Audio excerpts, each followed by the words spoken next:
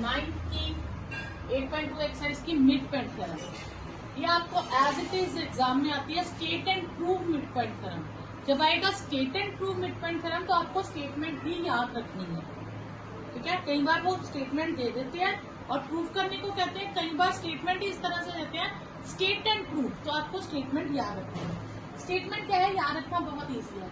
A line segment मतलब एक line हम ड्रॉ करेंगे joining the mid point of two sides of a triangle. तो इसका मतलब एक ट्राइंगल का होना जरूरी है। हम एक ट्राइंगल बना लेंगे, आप थोड़ी सी बड़ी बनाइएगा, ठीक है। आप एक ट्राइंगल बना लीजिए ए बी सी, ठीक है। थोड़ी स्पेस छोड़िएगा, यहाँ पे हमने कंस्ट्रक्शन करनी है। मिड पॉइंट लीजिए, दो साइड्स के मिड पॉइंट ले लीजिए। एक ले लिया हमने डी मिड पॉइंट और एक ले लिया ई मिड पॉइंट, ठीक है। अब line segment joining the mid point, यानी कि इनको ज्वाइन करने से जो लाइन बनेगी वो लाइन, ठीक है। हमने किस किस के मिड पॉइंट यूज किए हैं, ए बी और ए सी के। हमने बी सी को यूज नहीं किया, हमने दो साइड्स यूज की। कौन कौन सी, ए बी और ए सी। हमने कौन सी लाइन यूज नहीं की, बी सी। तो जो डीई होगी वो बीसी के पैरेलल होगी और डीई की लेंथ बीसी से हाफ होगी, ठीक है। तो गिवन क्या है हमें, in triangle A B C D is mid point of A B, E is mid point of A C. To prove हमें करना है कि जो डीई लाइन है that is parallel to B C and D E की लेंथ हाफ ऑफ बीसी है, clear. अब यही भी आप समझो कि सपोज करो ट्राइंगल मैंने ली, इस बार मैंने ये दो मिड पॉइंट्स ले लिए A B C P Q, ये दो मिड पॉइंट्स ले लिए। तो जो पी क्यू लाइन होगी वो किसके पैरेलल होगी, ए बी के, और पी क्यू की लेंथ क्या होगी, हाफ ऑफ ए बी। तो जो दो साइड्स हम यूज कर रहे हैं हम उसको छोड़ देंगे, वो लाइन तीसरी साइड के पैरेलल हो जाएगी और तीसरी साइड के हाफ हो जाएगी। इसे प्रूफ करने के लिए अब हम कंस्ट्रक्शन करेंगे। कंस्ट्रक्शन हम क्या करेंगे कि हम इस लाइन को प्रोड्यूस कर देंगे, और कितना प्रोड्यूस करेंगे, जितनी ये लेंथ थी उतना ही एग्जैक्ट प्रोड्यूस करेंगे, ठीक है। तो हम इसे प्रोड्यूस कर देंगे, थोड़ा एक्सटेंड कर देंगे, बस ये अंदाजे से इतना ही एक्सटेंड कीजिए जितनी डी है और इसे ज्वाइन कर दीजिए, ठीक है। तो हमने क्या किया, कंस्ट्रक्शन में वी प्रोड्यूस डीई, ईडी मत लिखिएगा, ईडी लिखोगे तो ये साइड प्रोड्यूस हो जाएगी। डीई मतलब डी से ई की ओर जाने वाली लाइन को प्रोड्यूस किया टू डीएफ सच दैट, इतना प्रोड्यूस किया कि जितना डीई था उतना ही ईएफ को प्रोड्यूस किया एंड ज्वाइन कर दिया उसके बाद हमने सीएफ को, ठीक है। प्रूफ। अब हम क्या करेंगे, ये जो दो ट्राइंगल्स हैं, एक ये ट्राइंगल ग्रीन वाली और एक ये रेड वाली ट्राइंगल, इन दो ट्राइंगल्स को अब हम कॉन्ग्रुएंट करेंगे, ठीक है। हम इन दो ट्राइंगल्स को क्या करेंगे, कॉन्ग्रुएंट करेंगे, ठीक है। अच्छा, इनको कॉन्ग्रुएंट करने के लिए हमें इतना बताया कि पहले हमें गिवन में क्या है, पहले वो लिख लेंगे। In triangle A B C D is mid point of A B, तो इसका मतलब है जितना एडी है उतना ही डीबी की लेंथ होगी। और दूसरा E is mid point of A C, तो जितना ए ई है उतना ही ई सी होगा, क्लियर। अब हम ट्राइंगल्स को कॉन्ग्रुएंट करते हैं। कौन कौन सी ट्राइंगल लेंगे, A D E triangle EFC, ठीक है।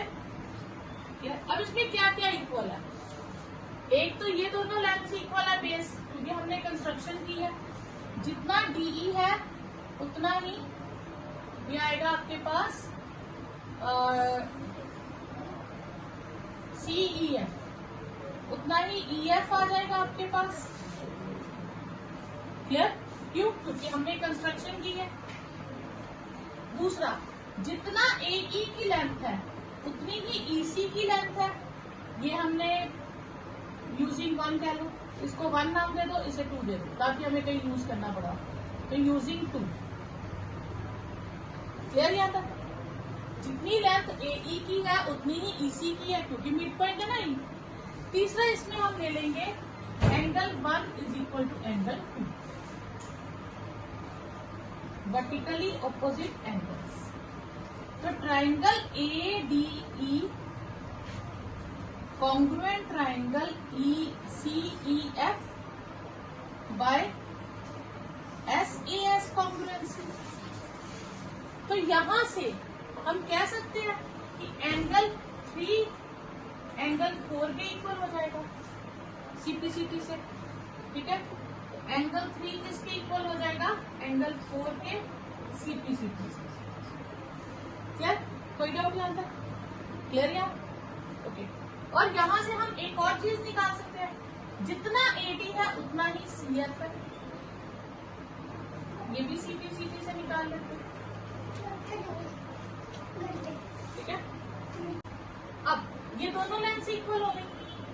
अब हम देखेंगे कि ये लेंथ हमें किसके इक्वल दी थी? नीचे ये दोनों इक्वल थी ना, ठीक है। और ये इसके भी इक्वल है, तो इसका मतलब ये दोनों इक्वल हो गए, ठीक है।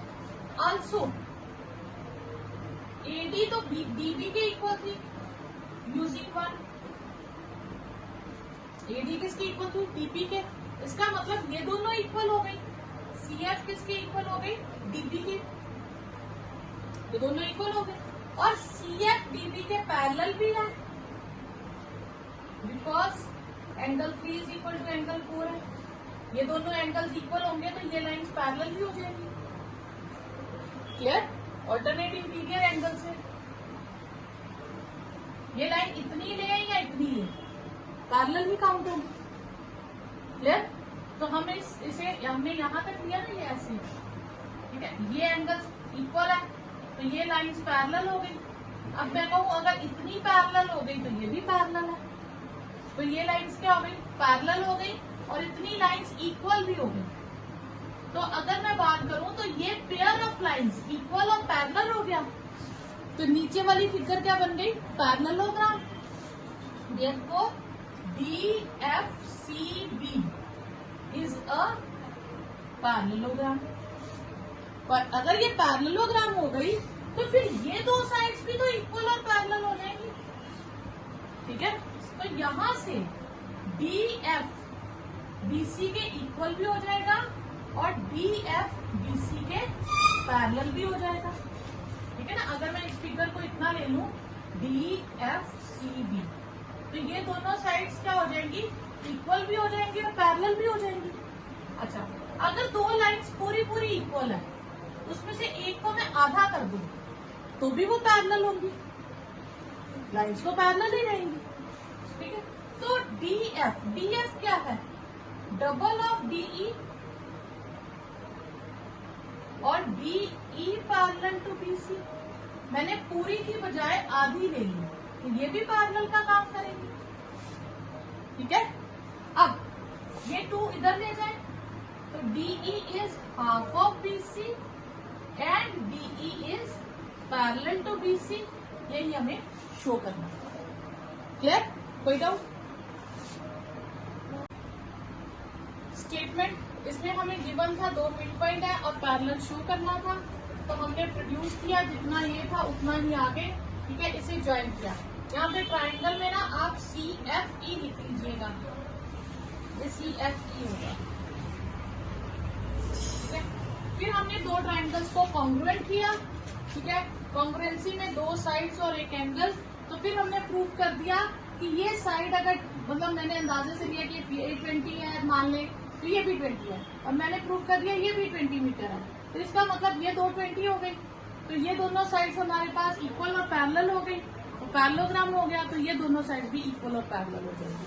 ठीक है, तो उसके थ्रू हमें हाफ चाहिए, तो हमने हाफ ले लिया, और अगर फुल लाइन पैरेलल है तो हाफ लाइन भी पैरेलल होगी। तो यहाँ पे आप ठीक कर लीजिएगा, CFE कर लीजिएगा, EF की जगह। ठीक है, तो ये हम ऐसे, तो थर्ड लाइन क्या हो जाएगी, जो DE है वो हाफ ऑफ BC भी हो जाएगी और DE half parallel to BC भी हो जाएगी, और यही हमें प्रूव करना था। Next is converse of midpoint theorem. अब converse of midpoint theorem का मतलब क्या है कि जो गिवन था अब वो टू प्रूव है, और जो टू प्रूव था वो गिवन है। तो इसमें थोड़ा सा था कि पिछली बार 2 मिड पॉइंट थे, उनको हम ज्वाइन करा, जो लाइन बनी वो थर्ड साइड के इक्वल होगी और पैरेलल होगी। Converse of midpoint theorem में कहते हैं कि एक ट्राइंगल ली ABC, एक मिड पॉइंट लिया, दूसरा हमने मिड पॉइंट नहीं डिसाइड किया, एक मिड पॉइंट है ये हमें पता है, हमने इस मिड पॉइंट से इसके पैरेलल लाइन ड्रॉ की, बिल्कुल इसके पैरेलल। ठीक है, ये सामने जहां जाके मीट करेगी हमें शो करना है वो भी मिड पॉइंट होगा। तो हमें क्या गिवन है, एक मिड पॉइंट गिवन है, एक पैरेलल गिवन है, और प्रूफ क्या करना है कि F mid point, sorry E जो है वो भी मिड पॉइंट होगा। पिछली बार 2 मिड पॉइंट गिवन थे और पैरेलल प्रूफ किया था, इस बार एक मिड पॉइंट और एक पैरेलल गिवन है और दूसरे को मिड पॉइंट शो करना है। ठीक है, तो इसकी स्टेटमेंट है द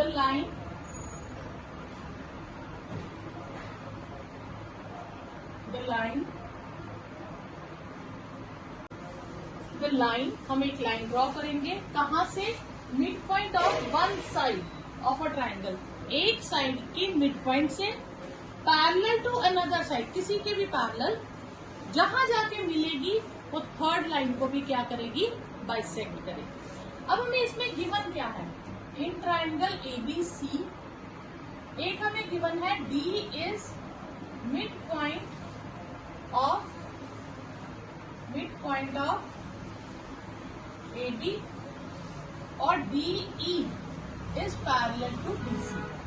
टू प्रूव हमें करना है कि E is mid point of AC। इसमें भी हम कंस्ट्रक्शन करेंगे। ठीक है, इसमें हमें, उसमें मिड पॉइंट गिवन था, दो मिड पॉइंट गिवन थे, तो जो हमने कंस्ट्रक्ट की थी हमने इक्वल कंस्ट्रक्ट की। इसमें हमें पैरेलल गिवन है, तो जो हम कंस्ट्रक्ट करेंगे वो पैरेलल करेंगे। ठीक है, तो हम क्या करेंगे, हम DB के पैरेलल एक लाइन ड्रॉ करेंगे, DB के पैरेलल एक लाइन ड्रॉ करेंगे, L which means produce DE at F. Clear? We draw a line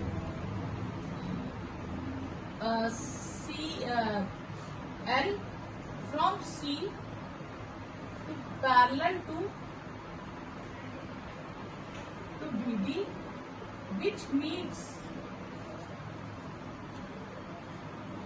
produced DE at F, जो DE को प्रोड्यूस करने पे F पे मीट करती है। हमने एक लाइन L C से ड्रॉ की जो DB के पैरेलल थी और जो DE को प्रोड्यूस करने पे F पे मीट करती है। प्रूफ। ठीक है, अब फिर से हम क्या करेंगे, कंस्ट्रक्शन इसमें कॉन्ग्रुएंट करेंगे। अच्छा, अब यहाँ पे देखा जाए तो DE किसके पैरेलल थी, BC के, ये हमें गिवन है। क्लियर? अगर ये पैरेलल है तो D पूरी लाइन एक्सटेंड कर दो तो वो भी पैरेलल हो जाएगा। अगर हाफ लाइन पैरेलल है तो पूरी लाइन भी पैरेलल होगी, डायरेक्शन थोड़ा बदलेगी छोटी बड़ी करने से।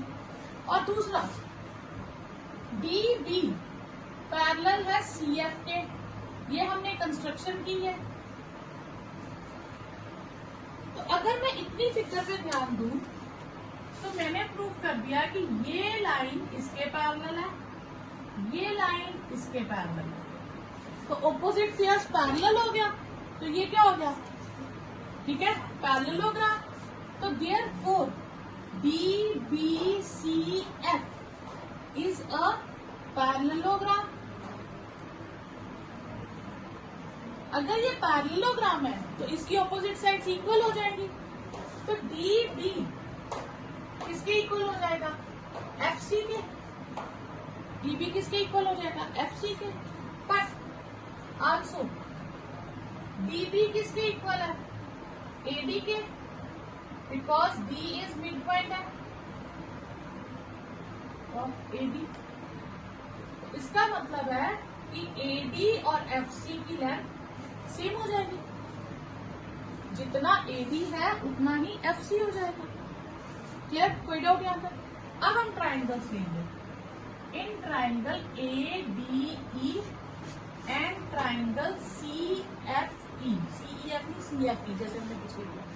अब इसमें क्या क्या इक्वल है, एक AD इक्वल टू CF, ये हमने अभी प्रूव किया, AD is equal to CF।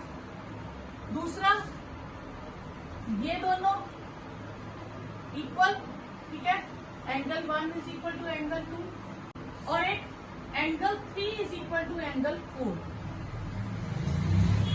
Alternate interior angles. क्यों ऑल्टरनेट इंटीरियर, क्योंकि ये लाइनें आपस में पैरेलल हैं, तो ये Z बन जाएगा। तो ट्राइंगल ADE कॉन्ग्रुएंट हो जाएगी ट्राइंगल CFE के बाय AAS कॉन्ग्रुएंसी। तो यहां से मैं कह सकती हूँ जितना AE है उतना ही CE आ जाएगा CP से। तो therefore E is mid point of AC। यही हमें शो करना है। तो हमने इस बार पैरेलल गिवन था तो पैरेलल ड्रॉ किया, ये याद रखना।